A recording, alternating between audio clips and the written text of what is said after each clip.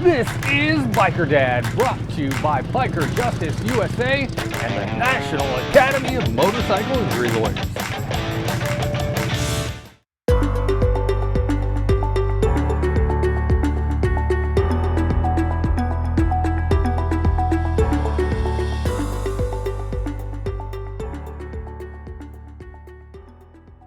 Hi, my name is Chris Best, and I left my 25-year corporate career to ride motorcycles and tell your stories. And this time that adventure brings me, well, here, the Biker Dad World Headquarters in Alabama. And we're doing it from our home base because we're taking you all over the country this week, from Pennsylvania to Florida and all in between. And we're going to show you how bikers are rallying behind a World War II hero on his 101st birthday. That's where we're going to start this episode of the Biker Dad TV show, so let's roll. Have you ever sat at your job and thought, what if I just got up and left? Tell that horrible boss to take this job and shove it. Have you ever wanted to just walk out? What about burnout? Well, that's exactly what I did, but I didn't just quit. I left my 25-year corporate career to ride motorcycles and tell your story. Daytona Beach, Florida, where you can actually drive onto the beach. Rick Fairless, a legend of his own, introduced me to Richard Rollins. Mayfield, Kentucky. Southeast Missouri, beautiful city of Knoxville, Tennessee. Gulf Coast of Mississippi. The Florida coast and the Tampa Bay area. Orange County Choppers, Roadhouse and Museum. Talking to Paul Tuttle Sr. himself. But make no mistake, this is not a show about motorcycles or even about me. Instead, I travel across the country to meet the people who use their passion for motorcycles to make their communities stronger, safer, and better. This is Biker Dad. We're here in Alabama at home instead of on the road this time, and I got to ride along with some bikers just down the road from Biker Dad World Headquarters to help a World War II veteran 101st birthday. Bikers in Alabama rolled out big time to honor a World War II hero who turned 101 just after the end of the COVID lockdown. Happy birthday to you. Happy birthday, dear Henry. Happy birthday to you. Commander, the American Legion, Post 99, Foley, Alabama. Presented to Mr. Henry Leo Burgess. This appointment given on this 21st day of May 2021 is in recognition of your time serving in the military of the United States of America and in honor of a major milestone of celebrating your 100th birthday. Signed, Don Madden, Commander, American Legion Post 99. Bikers paraded past the William F. Green Veterans Home in Bay Minette, Alabama.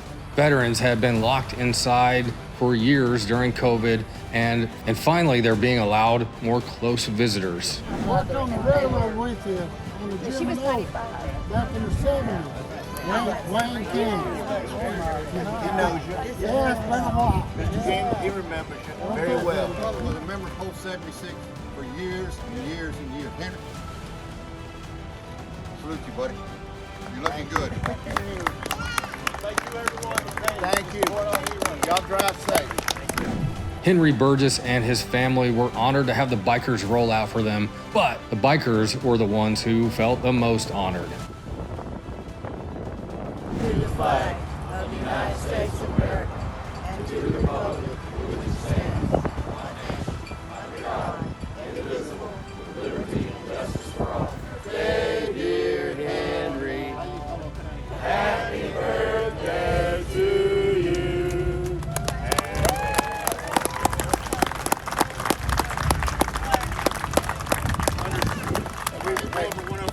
And we'd like to thank everybody for coming out. We really appreciate it. It really means a lot to us as a family members.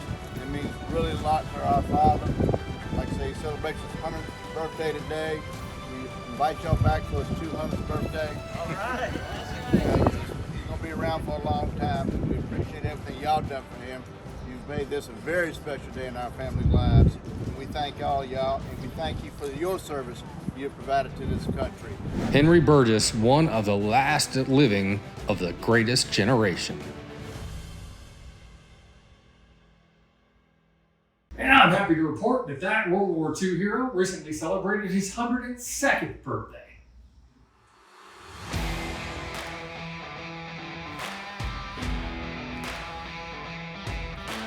I'm Lee Haygood with West Coast Florida Riders. This is my wife Melissa. We're here at the Iron Horse Daytona Biketoberfest. We got a big group here. We've probably got maybe 100 members, a little more than that. We are a social media based riding group all up and down the west coast of Florida. If you ride and you live in Florida, you're welcome to join West Coast Florida Riders. Just look us up on Facebook and ask to join. It's awesome. We do 2 bike nights every month. We do charity events. We do getaways. We do big getaways where we rode to Panama City. We rode to Key West twice. We did Pigeon Forge. We've done Nashville. Next summer we got our sights set on the Ozark Mountains in northwest Arkansas. So we have a lot of people in our group that just they look for people to ride with, first of all, and we do so many different things that whatever you're attracted to when you ride. If you want to do bike nights, we got them. If you want to do big rides, we got them. If you want to do week-long excursions, we got them. If you want to do charity events, we got them. So we have a fantastic family. West Coast Florida Riders, everyone is welcome. We don't care what you ride, male, female, we don't care what color, it don't matter. Everybody's welcome to join West Coast Florida Riders. We've done charity work for a children's home in Lithia. And that's coming up again in December. Everyday Blessings group home for kids that have been taken from their homes due to neglect or abuse, whatever. So we do a big event at the group home. We did an event, we just recently did an event for the Tampa Homeless Outreach. They help homeless veterans get whole again with the ultimate goal of getting them permanent housing.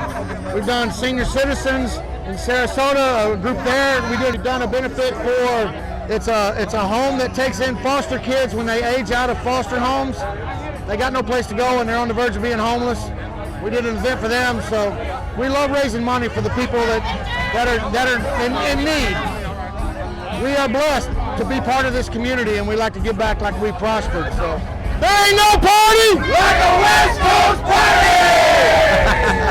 There we go. Hey, this is Paul Sr., and you're watching Biker Dad TV. Thousands of innocent bikers are injured and even killed on our streets and highways in the United States every year. And far too often, we don't get the justice we deserve, even if we did absolutely nothing wrong. So how do you find the help you need? People who are ready to go to the mat and get justice for you? Just go to bikerjusticeusa.com to find a list of lawyers across the United States who are trusted by me, Biker Dad. I'd like to introduce you to my new friends at All Octane Camping. A new way to enjoy motorcycle rallies, mudding events, Jeep events, and a whole lot more. At the camps, they have large, spacious tents, big beds, a fire pit, a huge inflatable party house with air conditioning, hot tub, a whole lot more. The information about All Octane Camping, including their upcoming events at alloctanecamping.com. Hope to see you on the road there at some of their events. Again, All Octane Camping. Hi there, this is Chris Best, the Biker Dad. I'm just here to let you know that myself and the hundreds of thousands of people who follow us on social media and watch the TV show are here to help. Do you need help with something? Give me a call. That's my number right there, 251-402-6392. Especially if you need legal help, I have an army of lawyers across the country who can help you with injuries after motorcycle crashes especially, but other stuff like crime and everything else too. So give me a call, 251-402-6392. Biker Dad is brought to you in part by the National Academy of Motorcycle Injury Lawyers. Why do I trust NAML? Because they work relentlessly to make our roads safer for everyone. They bring awareness to the motorcycle community all across the USA. They fight for justice for bikers too. If you're an attorney who's interested in joining the fight and the cause, go to naml.org for more information.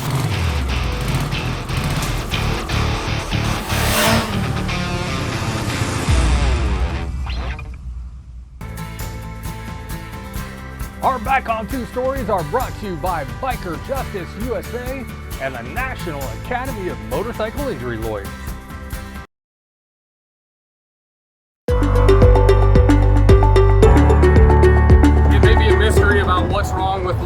Josie, but it is no secret that the bikers and car lovers here in Mobile have their backs. Hey, I'm Amy, Josie's mom. I'm Sean, Josie's dad. And this is Josie. Say, Joe, she was struggling with failure to thrive. For a long time. She was born early and she did not gain any weight. I think she stayed under probably 8 pounds for like the first 9 months of her life. And we've been everywhere for medical intervention, UAB, USA, all the way to Cincinnati now, thanks to the donations from the previous fundraiser that we did. Amazing. It was The great. hospital was great. The doctors were great. It was the first time a doctor's ever looked at her and wasn't confused or scared. You know, so that was awesome. I think that felt great to finally be with somebody who was like, you know what, we can figure this out. They found out she's got a rare motility disorder in her digestive organs, but they're hopeful with proper medical intervention and treatment and therapies that maybe one day she won't be on all the tubes that she's on now. She's doing awesome. She just hit 14 pounds. Oh, wow. Yep, and she's 14 months old now. Mike's Muscle Cars, they are in Mobile Bay Cruise for a Cause. Have thrown this big car and bike show for us. Everybody has donated a lot of raffle prizes, like all the way from a 2-night stay in Orange Beach, is that right, to cash prizes, gift cards. And we just have everybody out here today, just out here to support Josie and help raise some money to help us with her medical expenses and especially her care, you know. We are fortunate enough to be insured, but it's real expensive, out-of-pocket expense for special treatments that aren't covered. So we really appreciate everybody showing up and everybody being here. It's awesome. We're going to be following Josie's journey on the Biker Dad blog at WKRG.com. And if you'd like to know how to help, you can make a donation. Just go to WKRG.com, Biker Dad blog. For the Biker Dad blog and WKRG News 5, this is Chris Best.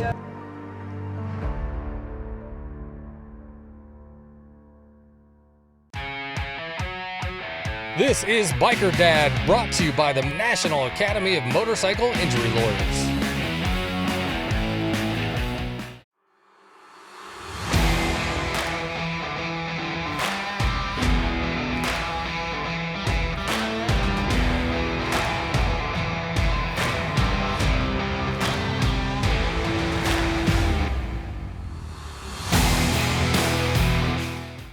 Rita Hannum's Harley Davidson. It was a surprise for my husband. My in-laws were the first generation. And then my husband was in the Marine Corps and in Secret Service.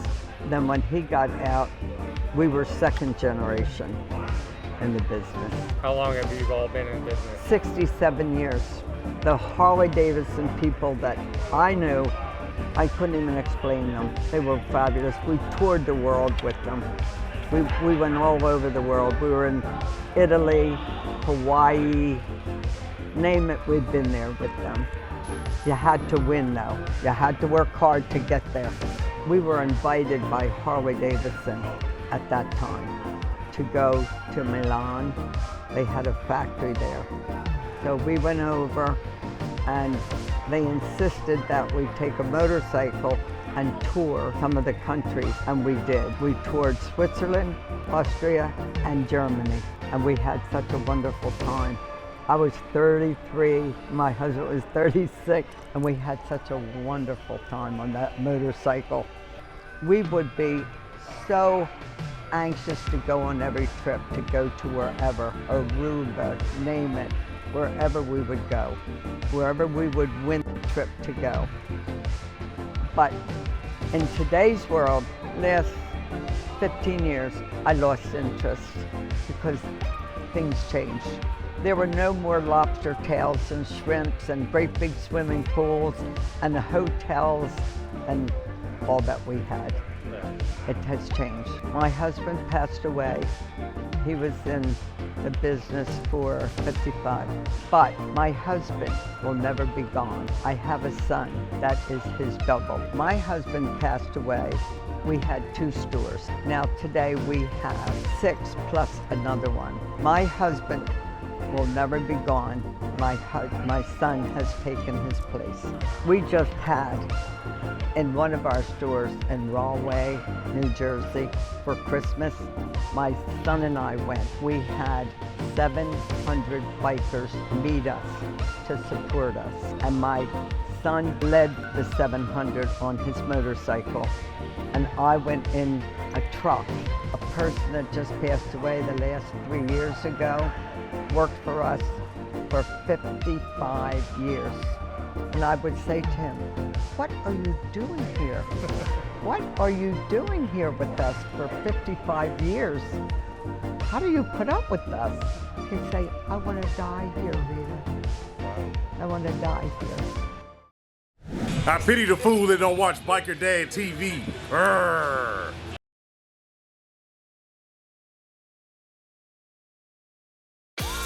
Now, this week's Biker Dad Tech Tip. Biker Dad Tech Tip. Now, this week's Biker Dad Tech Tip. Biker Dad Tech Tip. I don't trailer my bikes very often. I like to ride them. In fact, this is only the second time I've ever strapped a bike on a trailer. And the first time it didn't go very well. As you can tell from these pictures, my electric glide came off the wheel chock because I had it strapped down improperly. So a couple things could happen when that happened. I got lucky, it just came off the wheel chock. It could have fallen over on the trailer and damaged the bike, or even worse, it could have flown off the trailer, destroyed the bike, hit a car, and killed somebody. So it's really important that you strap stuff down the correct way.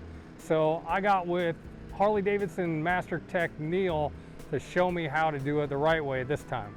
I'll go around the medius portions. This bike has upside down forks, so you want to be kind of careful. I go right there. Try not to put a lot of stress on the forks. On a different type of bike, I might go right around here to the frame, very softly. And if you're worried about scratching your bike's frame or anything, there are a number of products. There's some fleece lined soft straps, some different types of soft straps you can use. The biggest thing is to have your bike straight up, just a few clicks. Not the suspension so loaded that you're trying to blow seals. But when you give it a good shake, you want to make sure that it's not moving side to side, bouncing up and down. Those expansion joints in the interstate can really make your bike hop a little bit. I like to have 3 points of contact. I'll have 2 in the front, maybe 1 holding down in the rear if I'm going any further than across town. The strap for the back, I'll go around the back wheel if it's not a solid rear wheel. If it's solid, like on a Fat Boy, I'll try to come around the swing on. Like I said, using all protection that I can. So the last thing you want is dropping your bike off and you can put a strap and a nice big scratch. Oops. And so one of the things I also learned about it when on my ride to Daytona is I got it strapped down pretty good. I strapped it in a place where I wasn't worried about blowing the fork seals, but the straps I had going straight out to the side, and the bike rolled back in the wheel chock. On the trailer, where should you be putting the straps? Most will have points towards the front. Like I said, I like kind of like a Mercedes star instead of perpendicular. Putting 2 straps forward on the bike keeps it from rolling off the chock and staying in place. Putting one on the back keeps it from rolling into the back of your truck if you have to come to a sudden stop. So why was I trailering this bike in the first place? We were delivering it to Pelham, Alabama. I picked up this 2003 Road King recently, and it has low mileage, but it's really ugly, and we're fixing that with Bad Boy Toys up in Pelham, Alabama. Stay tuned to the Biker Dad TV show for updates on that project too.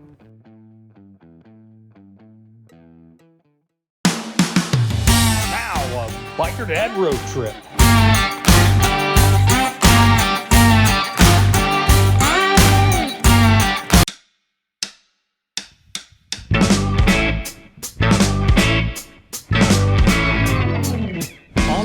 In Tupelo, Mississippi, and we came across this little shack.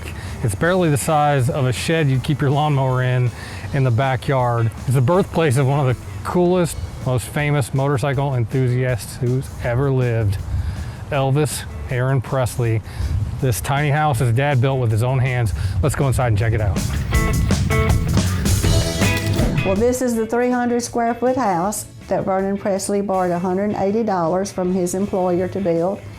Vernon and his brother Vester and Daddy Jesse built the house in 1934. The furnishings are what they would have looked like when the Presleys lived here, but people have donated a lot of stuff to help it look like this. This fireplace is original to the house, also the wood-burning stove in the kitchen. The only thing that the Presleys took with them when they moved to Memphis was an ice box. Before Vernon died, he brought it back. It'll be in the kitchen. Vernon also told us exactly how to arrange the furniture in here, just like the Presleys had it. Elvis was born in this room, also baby Jesse that was stillborn. When Elvis was about 3 years old, Vernon was convicted of check forgery, sentenced to 3 years in prison. Gladys and Elvis moved in with relatives because she couldn't make the payments on the house. She went around trying to get petitions signed to help get Vernon out early. The governor pardoned him after 9 months instead of 3 years. When Vernon got home, they saved enough money to pay down on the house over on Berry Street. After a year, Vernon sold the house to Aaron Kennedy, and that's where Elvis Aaron had got his middle name. They knew Mr. Kennedy all along. They lived in Tupelo till Elvis was about 14. Then they moved to Memphis. But Elvis was in this house till he was 3. The house has always been right here. Anything wood, the doors, floors, windows are still what Vernon and them built. That's what they did for a living, was build houses. They should have knew what they were doing. Tupelo is just Tupelo, you know, and Elvis never forgot. He would come back up here and they would tell me he had a best friend, Mr. Guy Harris, and they grew up together all the years they lived together here in Tupelo. Guy said that Elvis would just come back up here and just look at everything and just want it to be, you know, something built for kids and stuff like that. The church, that's where the church was, over on Adams Street when Elvis was a boy. And he attended services there until he was about 14, like he was when they moved to Memphis.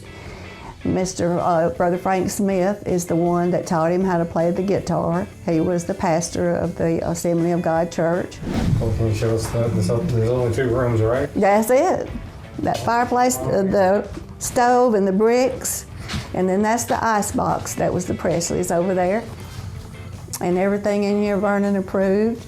He even set a plate and a little chair there in memory of Jesse. People who don't know what an ice box is, you literally put ice in there, right? It's not electric or anything. Yeah, they put it over there in that where the metal is, and then let it melt and empty it some way down there. Was there electricity in the house originally? No, there wasn't, but they put the electricity in here, you know, for us, because on one of those little plaques outside that you go around, it says that when they wanted to listen to their radio burning, they would take it out and put it in the battery and plug it into the battery. Yeah. So as you can see, from humble beginnings came the king of rock and roll. Amazing little place, really. You could just walk through it in about 4 seconds, but the stories are so interesting. You could spend an actual hour in there and even more time walking around the grounds and seeing the story of one of my favorite bikers ever, the king of rock and roll, Elvis Presley. And you can find more on the website for Tupelo, Mississippi's Elvis's birthplace, and we'll put the link right there on the screen.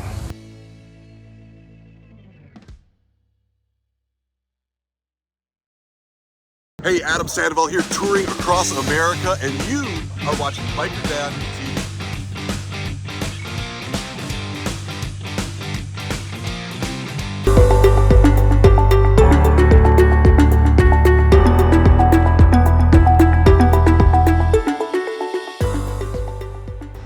That's it here from Biker Dad World Headquarters in Alabama. We're going to be back on the road next week, so we will see you then. Until then, look twice for motorcycles.